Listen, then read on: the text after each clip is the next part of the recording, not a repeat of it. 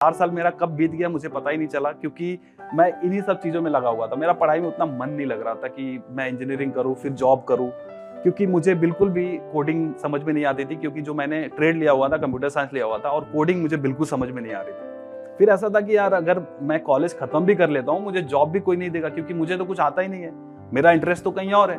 अब घर वालों को कैसे समझाऊं कि मुझे कुछ नहीं आता, मैं जॉब भी नहीं कर पाऊंगा, मैं क्या करूंगा, मैं किसी को बोल नहीं पा रहा था। उस वक्त मैं बहुत फंसा हुआ था, और ये सोचना मैंने शुरू कर दिया था जब मैं कॉलेज के 3rd ईयर में था। तो फिर उस टाइम पे जब एक मेरा फ्रेंड था कॉलेज में ही जो ब्लॉगिंग से कुछ 70-80 हज़ार रुपए कमा रहा था, मैंने उसको बोला कि भाई मुझे सिखा दे।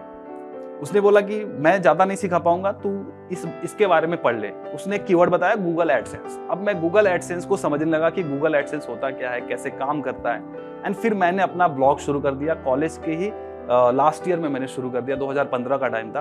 तो 2015 में मैंने शुरू किया, और जो मुझे पहला पैसा जो मेरे हाथ में आया 1.5 साल के बाद आया 2016 में। जैसे वो पैसा आया मैंने ठान लिया कि मुझे अब यही करना है, मैं अब इसी को फुल टाइम करूंगा, इसी में मेरा करियर बनाऊंगा। क्योंकि मुझे पता चल गया था कि अब ये जो डॉलर्स बने हैं, क्योंकि क्रिएटर्स को, ब्लॉगर्स को जो पैसे आते हैं डॉलर्स में आते हैं, बाद में आपके बैंक में आता है, फिर कन्वर्ट हो जाता है इंडियन रुपीस में।